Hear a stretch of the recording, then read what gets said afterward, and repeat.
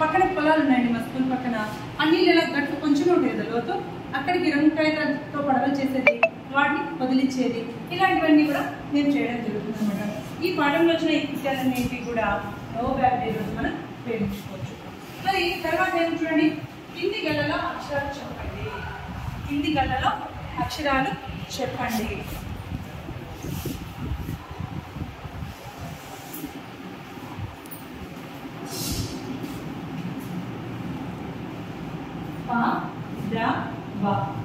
ఒకటో అక్షరం ఏంటి?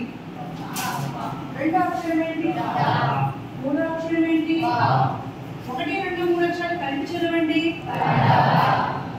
3, 2 అక్షరాలు కలిపి చదవండి. 3, 2 కలిపితే వెంటనే చదవలేకపోవచ్చు. ఇది కొంచెం కష్టపడతాడు, వరుసగా అయితే చదవగలుగుతాడు. కానీ ఇది కొంచెం కష్టపడినప్పుడు ఏమవుతుందంటే పోను అతనికి అభ్యాసం సాధనగా చేయగలుగుతాడు. తర్వాత చూడండి, కింది బొమ్మలు ప, గ, వ అనే అక్షరాలతో మొదలవుతాయి. వాటి పేరు చెప్పండి. అంటే పాతోను, డాతోను, వాతో ఇక్కడ 3 అక్షరాల పరిచయం ఒకేసారి జరుగుతుంది.